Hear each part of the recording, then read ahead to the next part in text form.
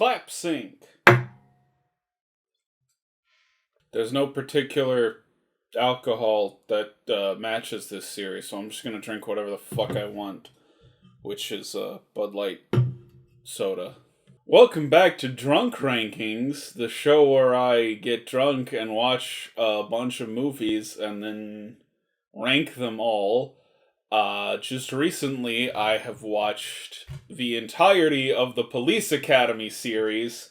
There are 7 of these films, and that's actually fewer than I thought there were. I thought there were like 12, so fewer than I thought there were with this series, but the hardest part of making these videos is just like burping every 10 seconds. I got a lot of booze in my system. I gotta edit out all the burps. Unless it's well timed for comedic effect. I've left in a burp or two that was funny. But generally I try to edit them out. The hardest part is trying to talk while burping every 10 seconds. Although I do occasionally forget to say things that I intended to say. But, you know, that has happened in pretty much every episode. That's the nature of drunk rankings, I feel. You know, I'm coming into this with no script and a lot of booze in my system, so it's going about as well as I can expect it to. I watched the Police Academy series of films. There are 7 of them. There was also a live-action TV show and a cartoon, but as with previous installments, I did not bother watching the TV shows. I didn't watch any of the Ernest shows. I didn't watch the Fast and the Furious cartoon that's on Netflix, even though I'm very curious what the fuck that's about. I don't watch the shows associated with these film series. So anyway, we're gonna go through the Police Academy series from worst to best, starting with the very worst in last place.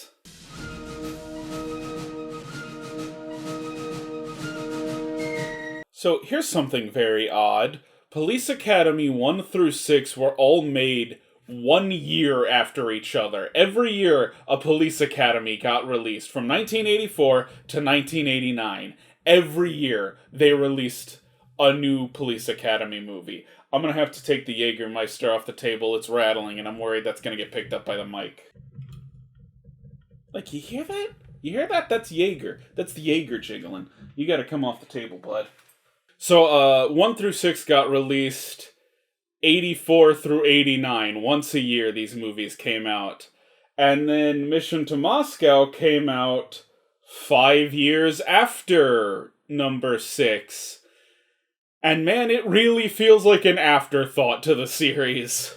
Like, I was weirded out by it, because the plot of this movie, if as the title suggests, they go to Russia to help the Russian police, and I'm like, hold up, wasn't this still during the Cold War? Wouldn't this be like 91, 92 when this film was coming out? No, it was 94, which is way later than I was expecting it to be. So yeah, this came out 5 years after the previous installment. It is also missing a lot of the series' staple actors. They got 5. They got 5 people back, but they are notably missing Hightower, who's in every movie up to this point, Hooks, who's in every movie up to this point, and Proctor, who is in most of the movies up to this point. This is an ensemble series. It's rare that I remember characters' names, but with an ensemble series like this, and enough repetition, I remember most of their names. So, 3 major characters are missing from this movie. That's not counting the major characters they had already lost up to this point. 3 major characters have disappeared for this installment. Not only that, in part 5, they introduce Commandant Lassard's nephew, and then he reappears in part 6, so you're like, okay, he's gonna be a regular part of the team. And then a kid shows up in this movie, and for a while I'm like, okay, that must be Lassard's nephew again, because I'm fucking face blind. And also, it's the kid from 18 again. Not that I expect anyone has seen 18 again. That's for a project I'm working on. You'll be seeing that one in a couple months. No hints.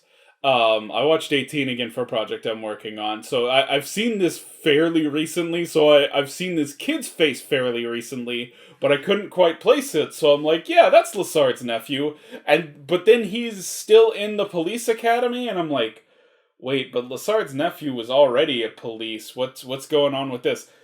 Turns out it's a completely different character, he just kind of looks like Lassard's nephew. Or maybe he looks nothing like Lassard's nephew, and I just fucked up, but uh, one way or the other, I thought he was Lassard's nephew, and he was not. He's a completely new character.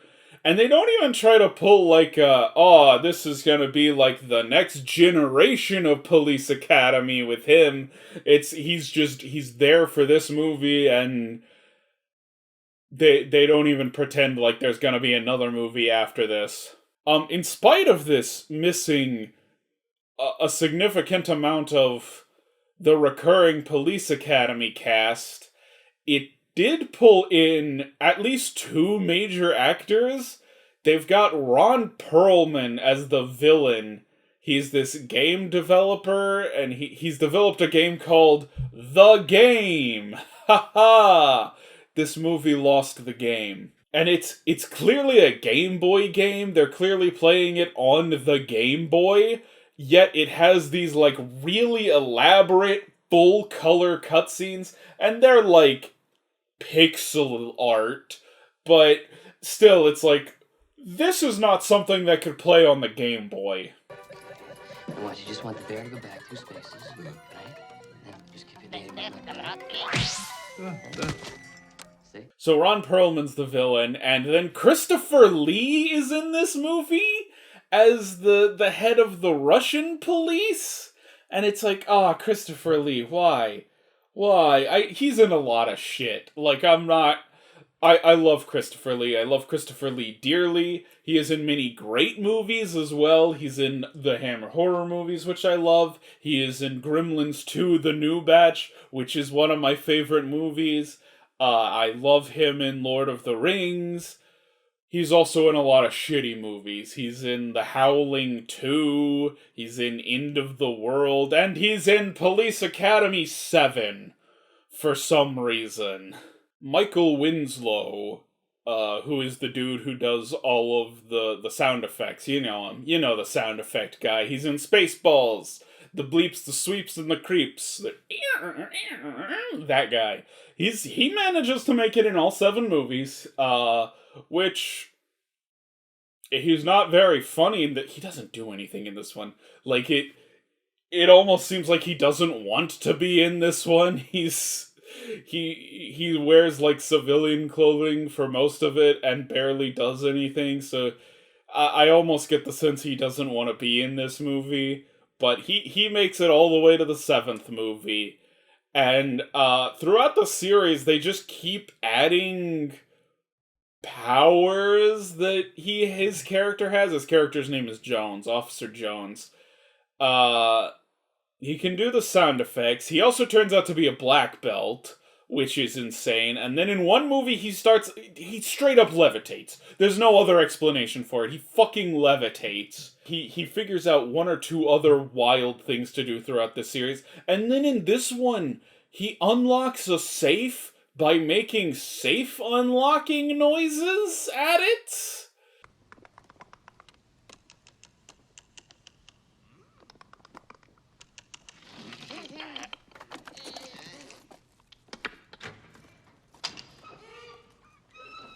He clicks at it like he's a safe that's unlocking, and then the safe just unlocks, and it's like Jones is unstoppable. There is no limit to his powers. He can just do anything. As this is the first and only Police Academy movie to come out in the 90s, like post the LA riots.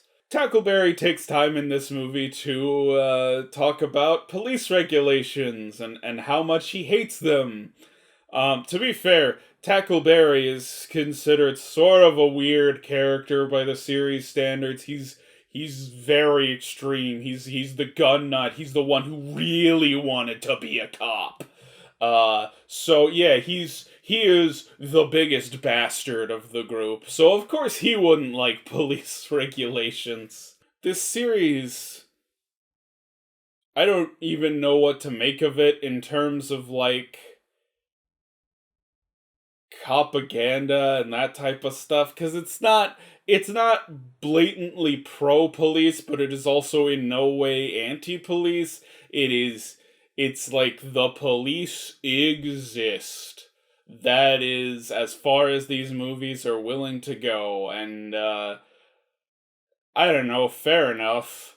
Although, to be fair, these cops are pretty fucking bad at their jobs. Like, I'll get into it with some of the later ones, but like, these guys are just bad at their jobs. And it just so happens that every time, like, they're bad at their jobs, but every movie there's some really big crime going on, and they stop the one really big crime, and it's like, whoa, well, they stopped this crime, so I guess we better let them keep being police. Oh god, what else do you even say about this movie? This is, of course, the most widely hated Police Academy movie. I am not breaking new ground by putting this one in last place, but you know what? It deserves it. It's so effortless, man. It's like they wrote this whole movie on autopilot. It feels so short. I'd have to double check to be able to say that this was the shortest one of the bunch, but it felt like it was over in like 70 minutes. Right? Like that's how quickly they rushed through this movie. They're like, okay, we're gonna do another Police Academy movie, but like, fuck if we're gonna spend any time making it. Just get it out. Get it out as fast as you can. It's been 5 years. We need one more Police Academy movie. Yeah, Police Academy 7. It is what it is. A complete afterthought to the series made with very little effort. Moving on.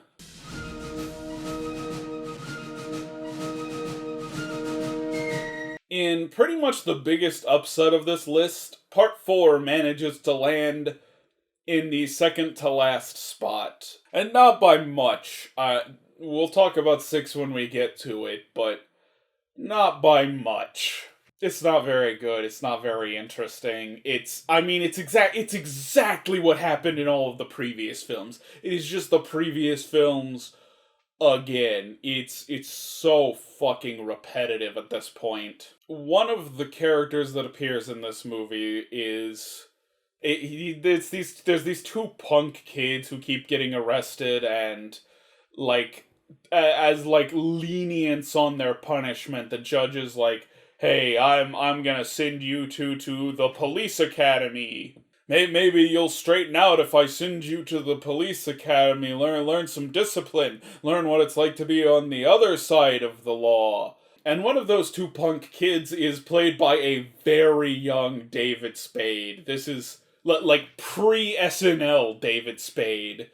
And from what I've read, his stunt double, because he skateboards around in a bunch of scenes, and his double for most of the skateboarding scenes was Tony Hawk. There's ninjas in this movie. The bad guy has ninjas in this movie. I don't know how to explain. Like, there is no explanation for this. Like, I don't know how to describe to you how the ninjas came to be. They're just there. Right, this guy just has ninjas for no discernible reason. I don't know, I guess just to throw ninjas into a Police Academy movie? I feel like someone in a boardroom was like, kids these days, they like the ninjas, right? You got them Ninja Turtles? Put some ninjas in your Police Academy movie. And so they just took what would otherwise be generic goons and made them ninjas for some reason. It is probably the second best movie to feature Michael Winslow and someone in a jail cell singing "Nobody Knows the trouble I've seen. Second, of course, to Spaceballs. I should have worn my Spaceballs shirt. I wore my Community shirt because Steve Guttenberg is in an episode of Community. Near the very end, season 6, he shows up. That's why I picked the Community shirt. I could have worn my Spaceballs shirt. Maybe I should have. I have to put this clip in the video somewhere, so here it is. Boy, when Marge first told me she was going to the police academy, I thought it'd be fun and exciting, like that movie, Spaceballs. Alright, got that one out of my system. Moving on. Speaking of Steve Guttenberg, this is his last film in the series, and they kind of give him a send-off at the end. There's like a romantic interest in this movie. There's a girl he's hitting on the whole movie, which there's a girl he's hitting on in most of these movies. It's not like this is the first girl he's hit on, but they end the movie with him and the girl flying away in a hot air balloon, which I guess is supposed to be the send-off for Steve Guttenberg. It's like, okay, bye, Steve. I deliberately didn't look up when he left this. I just knew before I even started. I'm like, Steve Guttenberg is not in all 7 of these movies. There is no universe where Steve Guttenberg shows up for fucking 7 Police Academy movies. And I was right. He showed up for 4. This was his send-off. And they had introduced Bobcat Goldthwait. Bobcat Goldthwait. God damn. Funniest person whose name I can't pronounce. Bobcat Goldthwait. Earlier in the series. And in this movie, it feels like they're trying to set him up as, like, the replacement of Steve Guttenberg's character. But then this is also his last movie. He doesn't come back after the 4th one either. Also, as much as I love his character, and I'll talk about his character when the time comes, by this point in the series, he's starting to get annoying. By this point in the series, it's like, okay, fucking tone it down, dial it back. Like, at this point, he's basically Steve Guttenberg Jr., right? He's doing all of the things Steve Guttenberg would, except, Steve Guttenberg does them on purpose to troll people. This guy's just doing it because he's a weirdo. I think that's about everything I have to say about this one. It's not a particularly good movie. It is quite repetitive. I will say, like, the 7th one is a standout in how... I mean, honestly, the 7th one isn't even standout in how bad it is. The 7th one is standout in how fucking nothing it is. It feels like they put no thought or effort into the 7th movie. But it's the only one that really stands out quality-wise. The rest of these, I mean, there are better ones and there are worse ones for sure, but I don't know, they're all pretty middle of the road in my opinion. This is just sort of the worst middle of the road movie, which I suppose will then bring us to...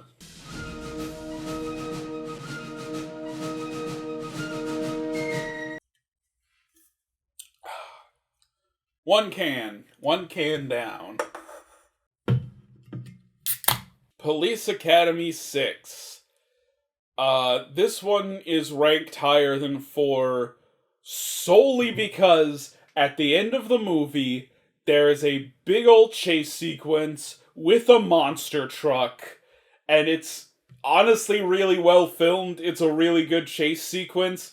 Nothing else in this movie is good. Nothing else in this movie is worth watching. But that chase scene, I'm like, okay, at least this film has the chase scene. That makes it better than 4. That alone makes it better than 4. In this one, the villain is Dr. Claw. He's just like this shadow man. We shall bring the city to its knees. And they kind of play it up as like, ooh, who's it gonna be? It's a big surprise, and then it's the mayor, which I'll be fair, that did surprise me. The mayor played by Kenneth Mars, I might add. I was really happy to see him in this. I like Kenneth Mars. In spite of that, they reintroduce a character from, I think the first movie, maybe the second movie. It's this like really klutzy police officer who's always like causing issues because of how clumsy he is. And you feel like, okay, well, they've just reintroduced this character. Clearly he's the secret bad guy. But then he isn't, and so it's like, and they put like an awkward amount of attention on him, which maybe it's supposed to be a red herring, maybe it's supposed to be like a haha, you thought it was this character because we put so much attention on him. But on the other hand, it almost feels like they just thought all of his stuff was really funny, which it was not. So there's a trio of villains in this movie, and one of them is just Evil Hightower. Hightower is a character played by Bubba Smith, the former football player. He was a football player turned actor, and the joke with him is that he's big and strong. That's his only joke. That's the only joke he ever gets, is that he's big and strong. And so in this one, there's a villain, and his joke is also that he's big and strong. So he and Hightower get to fight. It's Evil Hightower.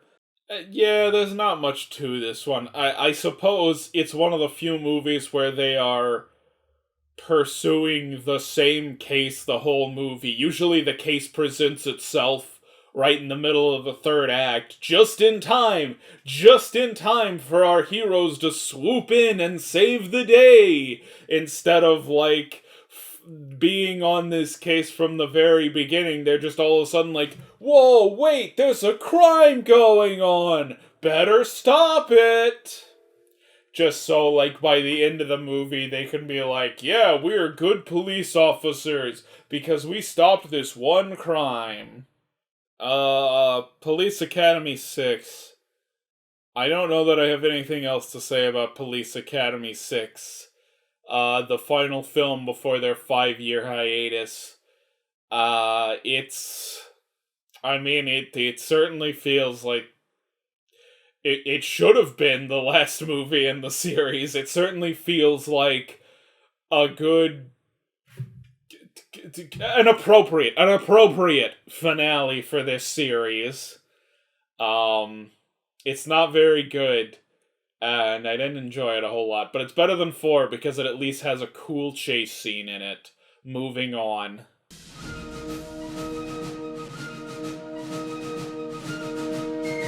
Police Academy 5, something Miami. I don't remember the title. I guess I have it right here. Police Academy 5, Assignment Miami Beach. It gets a little props over 4 and 6 just for the change of scenery. It's nice that they are in Miami in this one. I also think it's an interesting choice to start the movie with these guys, like, stealing some jewels, and then the whole movie they are right around, our heroes with the jewels, and it's like, when are they gonna... And they, like, the police have no idea they have the jewels, so it's like, how long is this gonna go on before they catch on? Otherwise, it's basically just a regular Police Academy movie, and basically just another regular late series Police Academy movie. I guess 4 is when it started to go downhill, since I didn't like 4. But on the other hand, 5, 6, and 7 feel a little more disconnected from the series than the others.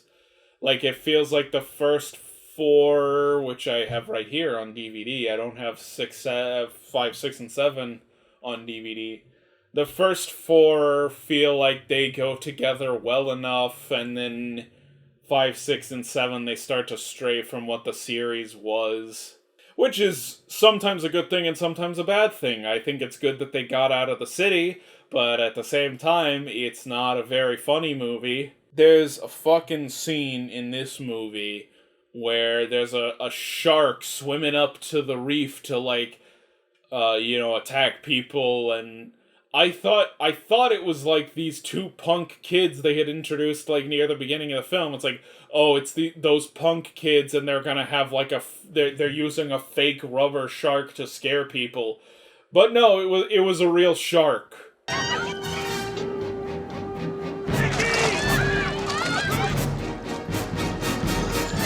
Desist and leave the swimming area now, mister! Like, the shark is so fake. The shark is so fake. I really thought it was supposed to be a fake shark, like in universe. But no, it's supposed to be a real shark. It just looks fake. Okay, so Commandant Lassard, the man in charge of the Police Academy movie, he starts off a little silly, and as the films go along, he gets more and more utterly ridiculous. So by like the third or fourth movie, he honestly feels like a character from like Police Squad or, the Naked Gun movies. It's like a big plot point in this movie that Lassard has exceeded the mandatory retirement age for a police officer in Metropolis. I don't know what the name of the city they live in is, actually. It starts with an M. It's Metro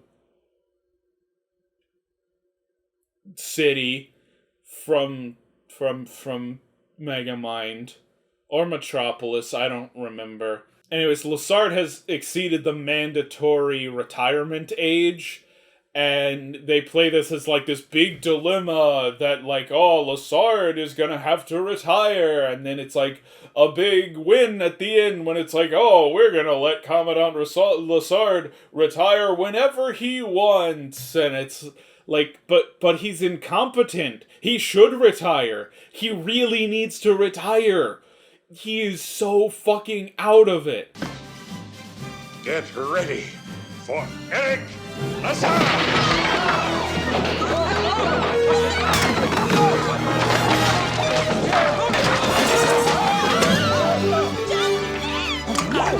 Like, in this movie alone, he mistakes these jewel thieves for, like, a prank. This police convention they're going to is pulling on him. He's like, oh, they always pull a prank on the police officer of the decade, and because he's winning police officer of the decade, that's probably worth mentioning.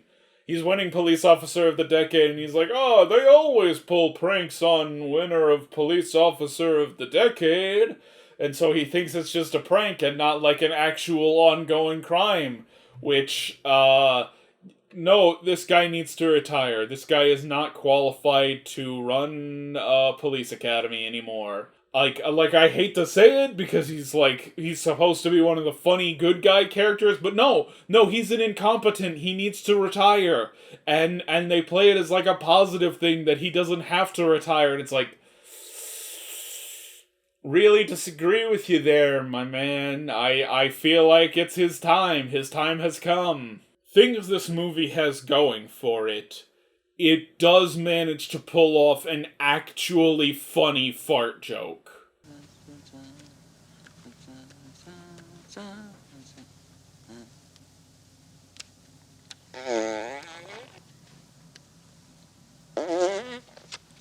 Like, they've kidnapped Commandant Lassard, and they're all packed into this elevator, and then someone farts, and they don't know who, and it's like this moment of huge tension, and then just fart joke, and it's like, alright, good work, movie. You put in a funny fart joke, which is more than I can say for Police Academy 7, which is one of those movies that just adds random fart sound effects to try to make a scene funnier.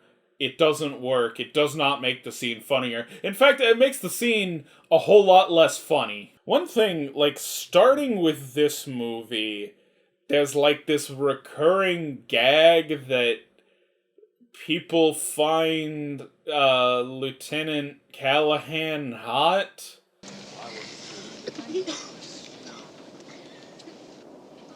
Eyes left. And like the joke with Lieutenant Callahan in the first couple of movies is that she's like this big, tough butch woman, and like I'm not gonna disagree with these movies. She is pretty hot, but like they only make that joke in the last 3 movies. In fact, in previous movies, it's kind of a joke that like this weird character likes her. It's played as kind of weird that one of the characters is into her. So then in the last couple of movies they go, "Oh wait, everyone's into her. That's the joke now." And it's like it feels like you're going back on yourself. It feels like in the first couple of movies the joke was that she was not attractive, and now the joke is she is attractive. I would also like to point out that they never really make that joke about Hooks, which is weird because Hooks is cute. Like she is also an attractive person. Why is there never any jokes about like Hooks being cute and like no love interest for Hooks in any of the movies? There's never a point where someone's trying to hook up with Hooks. It's like, why though? She's cute. Like the whole joke with Hooks is that she's like this cute, innocent-looking person, and then she starts yelling at people, and they all get scared. Haha, it's funny. The cute character is loud and scary. Back off, you turkeys! I'm a police officer, and when I talk, you listen! Now get your butts the hell back there before I really get mad! And no back talk! You know, I like Hooks, so like I will let the fact that she is one joke repeated slide just because I think I like her. I like her as a character. She is a good character. Yeah, Police Academy 5. It manages to be better than some of the other films, but not most of them. Moving on.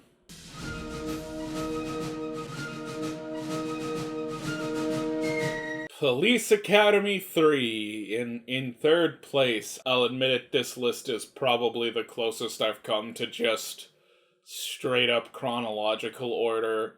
I have done a little bit of rearranging, but yeah, it's basically chronological order. It is a series that kinda gets worse with every installment, although not to a substantial degree, at least not until 7. A competition between the 2 branches of the police academy. There's Lassard's branch, and there's Harris's branch. Harris, of course, is the character that is always the butt of the joke. He's like the stuck-up, snobby cop who always wants to be in charge of everything, and so bad things happen to him because he's not cool and funny. And so it's they're having to close down one branch of the police academy, and so it's a competition between Lassard's branch and Harris's branch. So it brings back some characters they have introduced, like secondary characters they introduced in the first and second film, including Bobcat Goldthwait's Zed from the second movie, a lamp store owner from the second movie. Also, one of the characters' wives decides she wants to be a police in this movie. And when you first see her at the beginning of the movie, she straight up looks like Isabel from Animal Crossing if Isabel was a human. We can wear matching uniforms, share ammo, everything that makes a marriage work. Most of these characters fail to return. Zed and the lamp store owner come back in the next movie, but that's it. Oh, and there is one character that makes a brief appearance in the next movie. We'll get to him, but otherwise, all of these new characters disappear after this movie.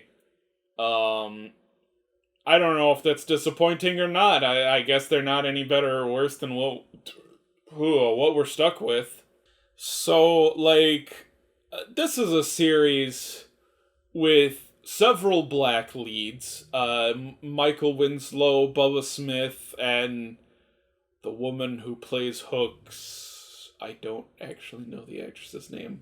But there's several black characters. It was made in the 80s, and so you're kind of like, okay, this is gonna be like at least a decently respectful series, and then a character shows up in this that is just the most blunt Asian stereotype, and I'm like, I kind of forgot we were still doing Asian stereotypes in the 80s. I forgot that was still okay in the 80s, And who might you be?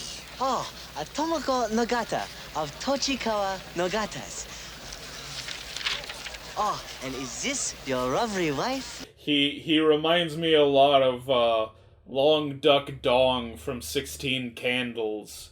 Or, yeah, maybe even Short Round from Temple of Doom, although, no disrespect to my man Short Round, he was just in Everything Everywhere All at Once, and he was excellent in that movie. On top of, the wildly racist Asian caricature, all of these films have sort of weird humor regarding gay people. There's, like, weird gay jokes in nearly all of these movies, and in fact, it's a recurring gag in the first couple of movies that there is a gay bar in town called the Blue Oyster, and there's always, like, a character that ends up at the Blue Oyster, and they're like, whoa, and, like, all of the guys in the Blue Oyster are like, oh, this guy's gay, come on in, gay guy, and it's like, whoa, what a wacky misunderstanding. People think I'm gay. Blue Oyster. So in this movie, like, I was just expecting it. I was just looking forward to it. I'm like, okay, come on. And as soon as, like, the setup happened, I'm like, this is gonna end with them in the Blue Oyster. And it did. It ended with them in the Blue Oyster. Blue Oyster is in, I think, only the first 4 movies. I think it stops appearing in the 5th one, which makes sense. The 5th one doesn't take place in the same city.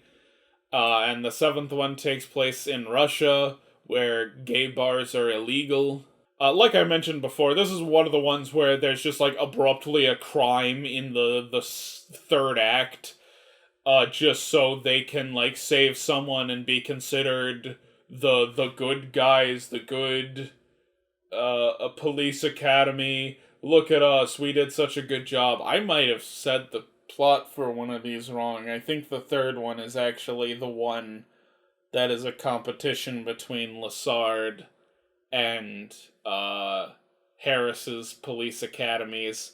I think, okay, this is the one with the competition, I'm pretty sure, and then the 4th one, Harris is trying to take over that Lassard's police academy, and it's so weird because he's like, finally, I'm going to get to run my own police academy. And it's like, my dude, you were running your own police academy in the last movie and you lost it. What are you talking about, man?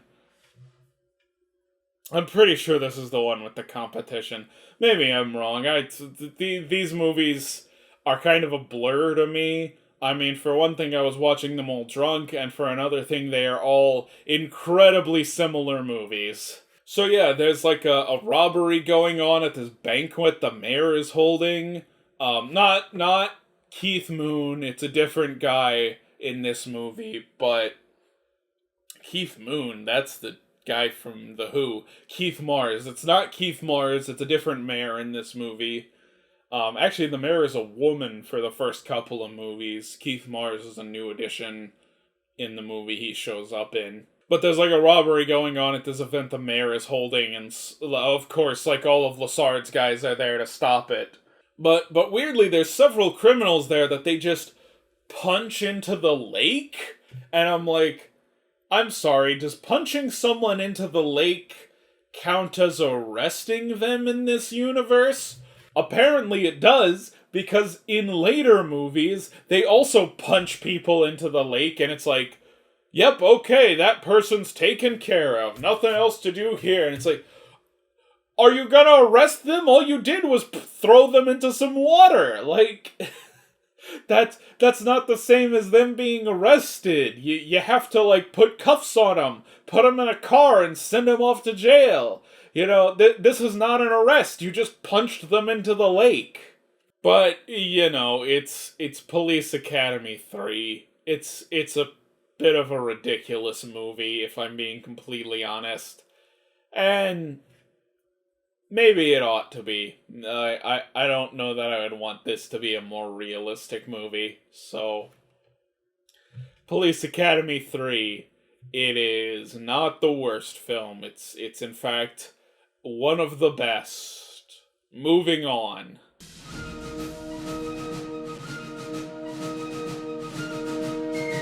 Once again, the first movie in the series, not the best one. Police Academy 1 does pull off some pretty funny gags. I don't think it's a bad movie by any measure. It is kind of, I don't know, it's a mediocre 80s comedy. Even mediocre feels maybe a little harsh for this. It's a fine 80s comedy, not one I feel like you really need to seek out unless you're just really, really into 80s comedies. It is like a very big one, a very prominent one, so if 80s comedies are something you are interested in, I would say this is one you probably need to see. It is one of the more important ones. There we go. 2 cans. Heh. 2 cans. Follow your nose to Fruit Loops. It probably bears repeating that I do drink a lot before I film these videos as well. Because literally, I got done drunk tweeting the 7th movie, and I sat down to record this, so I already had about 4 drinks in me because I was watching the 7th movie, so, and I've put 3 drinks in me since the video started, so that should give you an idea of where I'm at. I do always drink before these videos, as well as in them. So the setup to Police Academy is that the mayor has enacted this new city ordinance that anyone who wants to apply to the police academy can, at the very least, be trained to be a police officer. And if they pass, they can become a police officer. Anyone can apply. Anyone can become a police officer. Open enrollment. And so in this film, like Steve Guttenberg has gotten in trouble for something or other, and he runs into Jones in the waiting room of the police station. And Jones, of course, got in trouble for making sound effects that freaked people out. He was making, like, gun noises, and everyone got scared. So, basically, they get told, like, alright, you two are going to the police academy, or else you're facing time. Kind of the same thing that happened to David Spade's character later in the series. So, you know, Steve Guttenberg has to participate in this police academy, and then he ends up becoming a police officer and staying on the force for 4 movies. What do you know? These movies are a little odd in terms of, like, their rating, because the first one is an R-rated movie, and then the second one's PG-13, and then all of the rest of them are PG. So it's like they found out that only kids were watching their movie, and so they cleaned it up. Honestly, not even that much. They cleaned it up like the tiniest little bit to make it more kid-friendly. Like, in this movie, I think the only thing that makes this movie R-rated is there's a scene where, like, Steve Guttenberg is, like, peeking on the women's shower room, so you see a little nudity. But at the same time, it feels like it's scared to say the word fuck. Like, there's a scene where it seems like someone should be saying fuck, and then they don't. So it's like, why are you scared to say fuck, though? This is an R-rated movie. You've shown nudity to us. I also wrote down in my notes for this movie, racist scene. I don't remember what that scene was. There was a scene that was kind of racist, and I made note that it was a racist scene. Maybe there is a clip of that scene right here. Maybe I figured out what it was and put it right here in the video. I don't really know that I have all that much to say about the original Police Academy. I think the characters work well enough. I think it's a decent ensemble. Even if I feel like some of these characters are pretty one note, like Hightower has one joke, Hooks has one joke. Honestly, Tackleberry almost seems like he only has one joke. It's funny enough for what it is. It very much fits into the 80s. It feels like, what if we made Animal House, but it was, instead of being at a college, it was at a police academy. That's the setup for this movie, and I don't think it manages to be as funny as Animal House. It's a far cry from Animal House. But it fits in that vein, I guess. It's exactly what you expect from an 80s comedy, but sometimes that's a good thing. Moving on to the best of the Police Academy movies.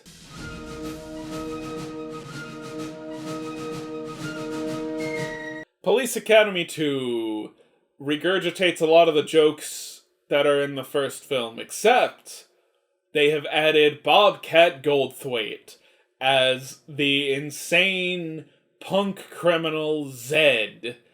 And my god, I fucking love watching Bobcat Goldthwait play Zed.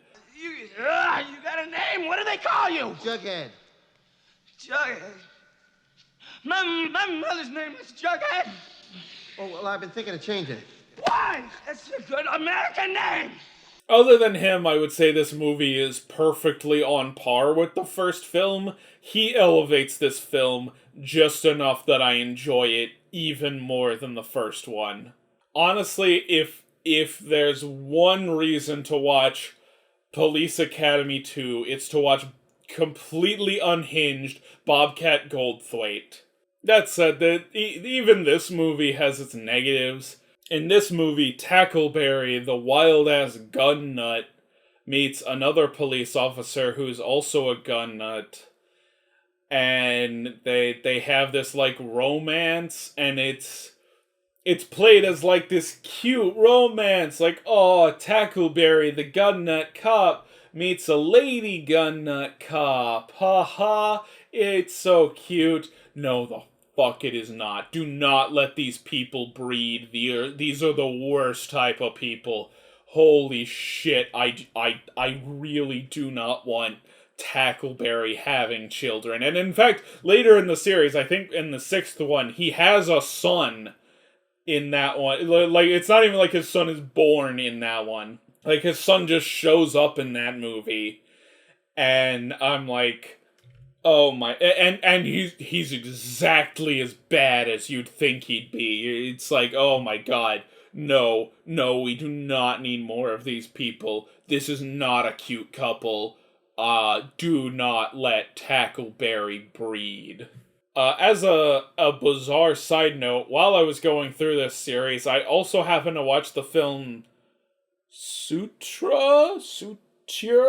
I don't actually know how to pronounce the title of that movie, but the actor who plays Tackleberry shows up in that film as a police officer, and I'm like, okay, you know what? I'm taking this movie to be part of the Police Academy series. As Police Academy movies go, it's probably the best one, but I don't know. It's still probably on par with Police Academy 2. I was not super into that movie. Like, there were things about it I really, really liked, but then there was other stuff that I'm like, alright, just fucking hit us over the head with the message, thanks. Thanks, I wasn't smart enough to figure that out on my own. Just fucking say it to me like I'm a fucking child. Thus concludes my review of Sutra. Moving back to the Police Academy series.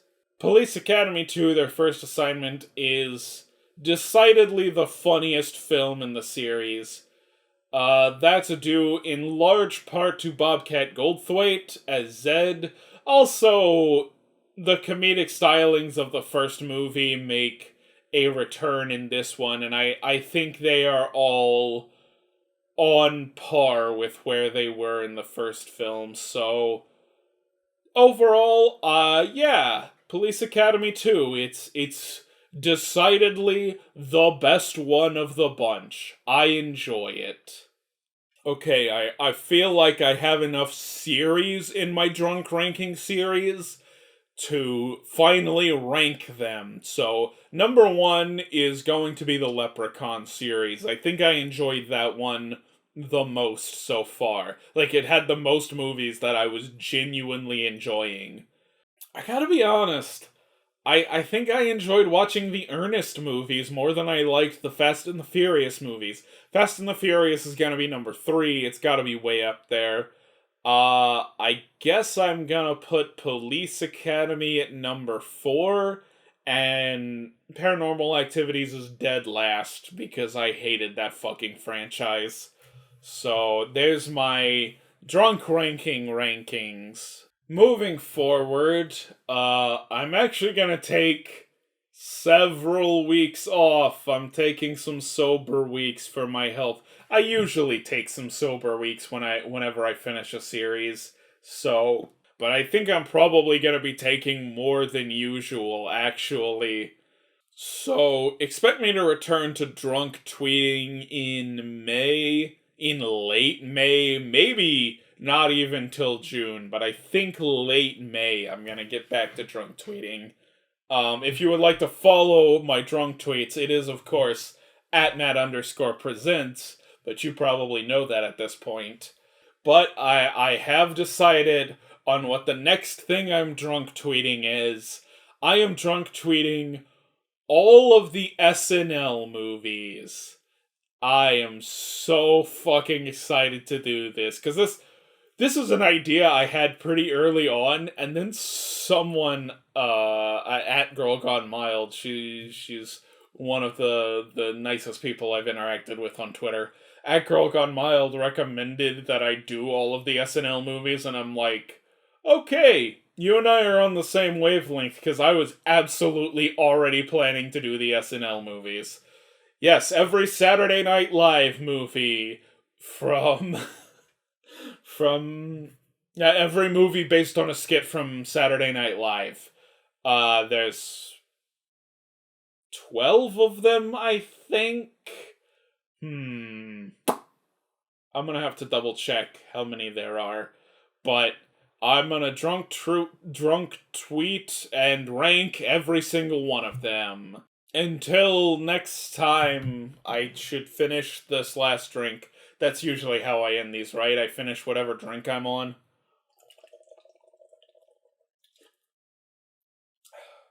I am at the point in my life where, when I'm drinking alcohol, the liquid affects my stomach a little faster than the booze affects my brain, so...